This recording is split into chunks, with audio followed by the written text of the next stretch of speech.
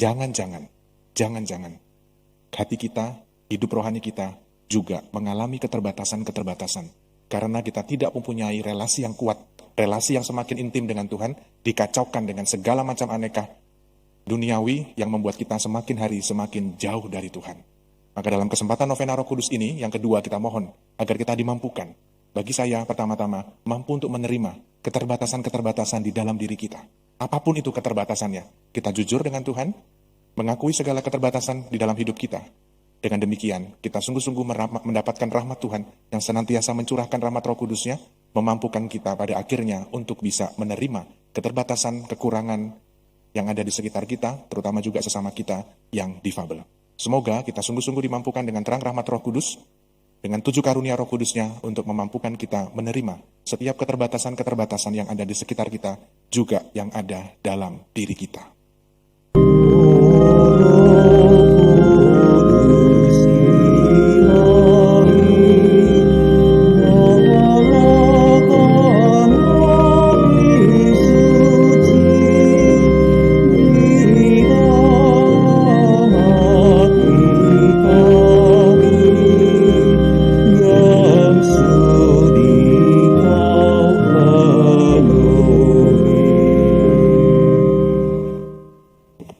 Dalam nama Bapa dan Putra dan Roh Kudus. Amin. Rahmat Tuhan kita Yesus Kristus, cinta kasih Allah dan persekutuan Roh Kudus bersamamu. Dan sama rohmu. Ibu dan Bapak, saudara-saudari, teman-teman muda, serta anak-anakku yang terkasih, hari ini kita memasuki novena hari yang kedua. Novena Roh Kudus hari yang kedua mengajak kita untuk sungguh-sungguh mampu menerima saudari dan saudara kita yang difabel. Dan kategori difabel ini sangat luas sekali di dalam pengalaman hidup kita masing-masing, di dalam keluarga kita dan juga komunitas kita. Mari kita mengawali perayaan Ekaristi kita pada pagi hari ini, seraya kita memohon ampun atas segala dosa dan kelemahan kita, agar kita sungguh layak dan pantas merayakan misteri suci ini. Saya mengaku kepada Allah yang Maha Kuasa dan kepada saudara sekalian, bahwa saya telah berdosa dengan pikiran dan perkataan, dengan perbuatan dan kelalaian. Saya berdosa, saya sungguh berdosa. Oleh sebab itu saya mohon kepada Santa Perawan Maria, kepada para malaikat dan orang kudus, dan kepada saudara sekalian, supaya mendoakan saya pada Allah Tuhan kita. Semoga Allah yang Maha Kuasa mengasihani kita, mengampuni dosa kita, dan menghantar kita ke hidup yang kekal. Amin. Marilah berdoa. Allah Bapa sumber kepedulian, Engkau telah menciptakan umat manusia di muka bumi ini dengan berbagai kelebihan dan kekurangan masing-masing. Agar menikmati kasih sayang-Mu dan bersatu di dalam nama-Mu, kami mohon buatlah kami untuk bisa menerima keberadaan saudari-saudara kami yang difabel dan berkebutuhan khusus dengan sepenuh hati, dengan tidak mengabaikan kehadiran mereka di tengah-tengah kami sesuai dengan tuntunan Roh Kudus dan hidup rukun damai. Demi Kristus Tuhan dan pengantara kami, yang bersama dengan Dikau dalam persatuan Roh Kudus, hidup dan berkuasa Allah sepanjang segala masa. Amin. Mari kita bertekun dalam firman Tuhan. Bacaan dari Kisah Para Rasul. Paulus meninggalkan Korintus dan kembali ke kota Antiokhia di Syria. Setelah beberapa hari lamanya tinggal di Antiokhia, ia berangkat dan menjelajahi seluruh tanah Galatia dan Frigia untuk meneguhkan hati semua murid. Sementara itu datanglah ke Efesus seorang Yahudi bernama Apolos yang berasal dari kota Alexandria. Ia seorang yang fasih berbicara dan sangat mahir dalam soal-soal kitab suci. Ia telah menerima pengajaran dalam jalan Tuhan. Dengan bersemangat, ia berbicara dan dengan teliti ia mengajar tentang Yesus. Tetapi ia hanya mengetahui baptisan Yohanes. Ia mulai mengajar dengan berani di rumah ibadat. Setelah Priskila dan Aquila mendengarnya, mereka membawa Apolos ke rumah mereka dan dengan teliti menjelaskan kepadanya jalan Tuhan. Karena Apolos ingin menyeberang ke daerah Akhaya, saudara-saudara di Efesus mengirim surat kepada murid-murid di situ, supaya mereka menyambut dia. Setibanya di Akhaya, Apolos oleh kasih karunia Allah menjadi seorang yang sangat berguna bagi orang-orang yang percaya. Sebab tidak jemu-jemunya ia membantah orang-orang Yahudi di muka umum dan membuktikan dari kitab suci bahwa Yesus adalah Mesias. Demikianlah sabda Tuhan. Syukur kepada Allah. Allah adalah Raja seluruh bumi. Allah adalah Raja seluruh bumi. Hai segala bangsa, bertepuk tanganlah. Elu-elukanlah Allah dengan sorak-sorai. Sebab Tuhan yang maha tinggi adalah dahsyat, Raja agung atas seluruh bumi. Allah adalah Raja seluruh bumi. Sebab Allah adalah Raja seluruh bumi, bermazmurlah dengan lagu yang paling indah. Allah merajai segala bangsa, di atas tahtanya yang kudus, ia bersemayam. Allah adalah Raja seluruh bumi. Haleluya, haleluya, haleluya. Haleluya, haleluya. Aku datang dari Bapa dan aku datang ke dalam dunia. Kini aku meninggalkan dunia lagi dan pergi kepada Bapa. Haleluya, haleluya, haleluya. Tuhan bersamamu Dan bersama rohmu, Inilah Injil suci menurut Yohanes. dimuliakanlah Tuhan. Dalam amanat perpisahannya, Yesus berkata kepada murid-muridnya, Aku berkata kepadamu, sesungguhnya segala sesuatu yang kamu minta kepada Bapa akan diberikannya kepadamu dalam namaku. Sampai sekarang kamu belum meminta sesuatu pun dalam namaku. Mintalah, maka kamu akan menerima supaya penuhlah sukacitamu. Semuanya ini kukatakan kepadamu dengan kiasan. Akan tiba saatnya aku tidak lagi berkata-kata kepadamu dengan kiasan, tetapi terus terang memberitakan Bapa kepadamu. Pada hari itu kamu akan berdoa dalam namaku, dan tidak kukatakan kepadamu bahwa aku meminta bagimu kepada Bapa, sebab Bapa sendiri mengasihi kamu, karena kamu telah mengasihi aku dan percaya bahwa aku datang dari Allah. Aku datang dari Bapa dan aku datang ke dalam dunia. Kini aku meninggalkan dunia lagi dan pergi kepada Bapa. Demikianlah sabda Tuhan. Terpujilah Kristus. Suster, frater, ibu bapak, saudara-saudari yang terkasih. Kalau hari ini kita merenungkan memasuki novena Roh Kudus yang kedua, Roh Kudus memampukan kita untuk menerima para difabel. Saya teringat salah satu film atau drama Korea ya. Drama Korea di tahun 2020 kalau nggak salah.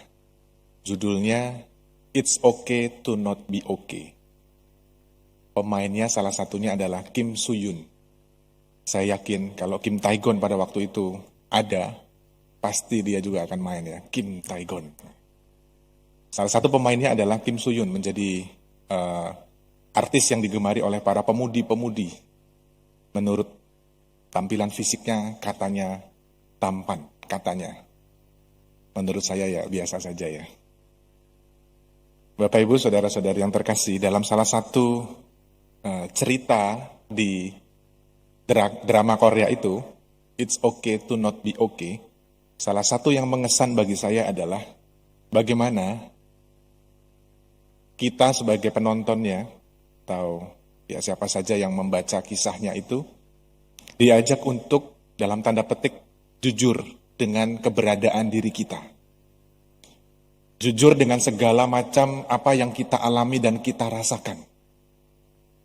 Acap kali kalau kita mengalami sebuah pergumulan, mengalami pergulatan dalam hidup dan lain sebagainya, acap kali kita merasa bahwa enggak kok, saya enggak ngalamin itu kok.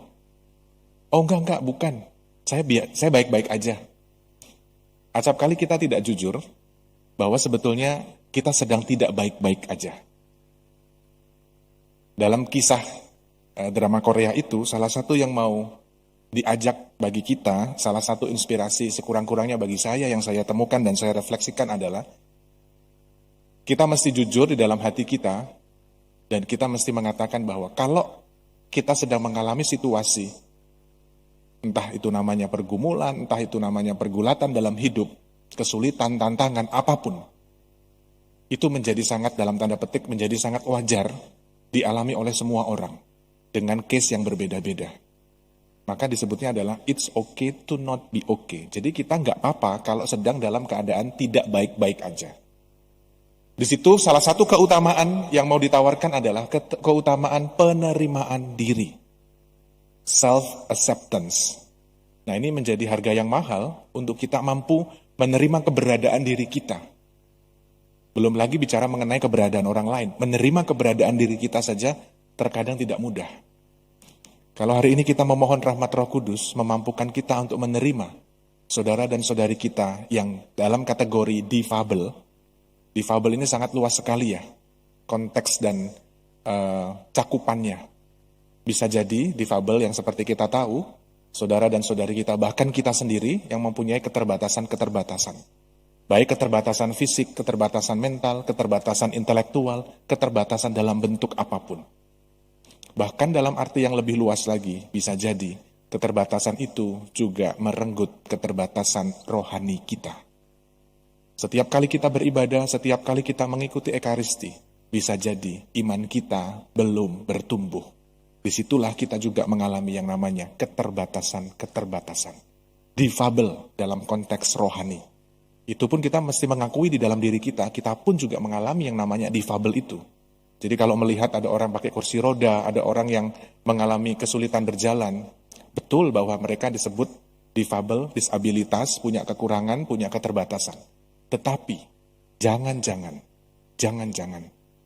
hati kita, hidup rohani kita, juga mengalami keterbatasan-keterbatasan.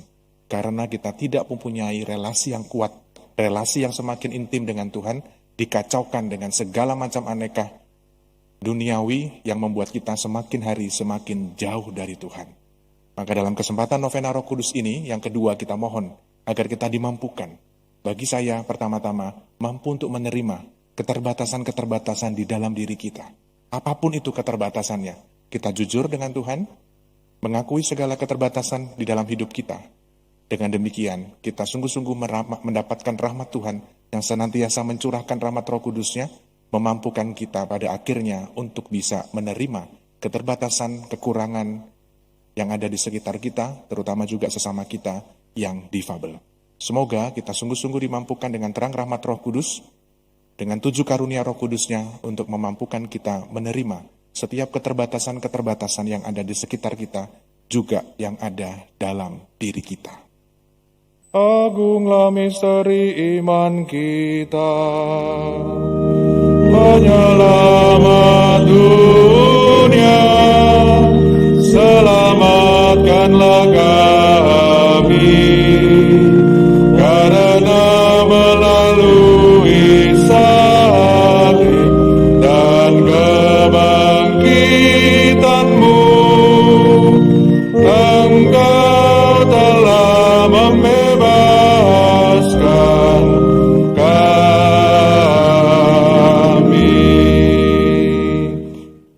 Marilah berdoa. Bapa yang Maha Baik, semoga sakramen yang telah kami sambut ini menjadikan kami semakin bersatu dengan Engkau dan sesama kami, sehingga damai semakin terasa di dalam hati dan hidup kami. Dengan pengantaran Kristus Tuhan kami. Amin. Kita lanjutkan dengan doa mohon 7 karunia Roh Kudus. Kita doakan bersama-sama. Datanglah ya Roh Hikmat, turunlah atas diri kami. Ajarlah kami menjadi orang bijak, terutama agar kami dapat menghargai, mencintai, dan mengutamakan cita-cita surgawi.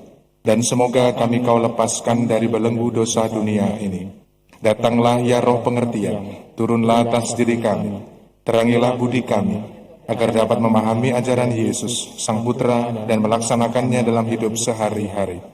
Datanglah ya Roh nasihat, dampingilah kami dalam perjalanan hidup yang penuh gejolak ini. Semoga kami melakukan yang baik dan menjauhi yang jahat.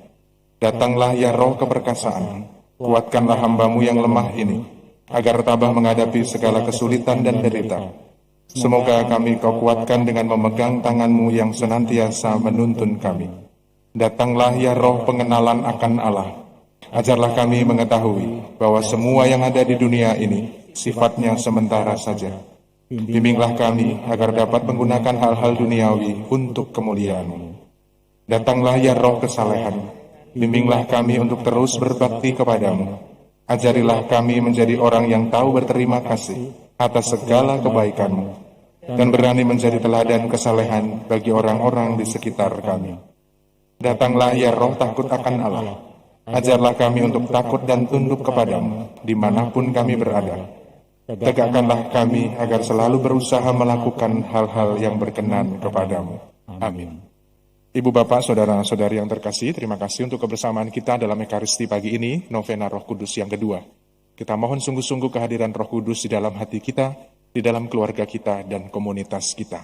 Terima kasih kepada seluruh petugas liturgi yang telah membantu dalam Ekaristi ini, Rektor, Prodiakon, Pasdior, Koster, dan juga tim AV, Paramenta, Ratib, yang telah membantu kita dalam proses Ekaristi kita pagi ini.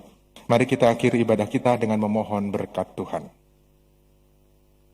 Tuhan bersamamu Dan bersama rohmu. Semoga Allah Bapa yang Maha Baik senantiasa menyertai dan memberkati kita sekalian dalam nama Bapa dan Putra dan Roh Kudus. Amin. Saudari-saudaraku terkasih, pergilah misa sudah selesai. Syukur kepada Allah.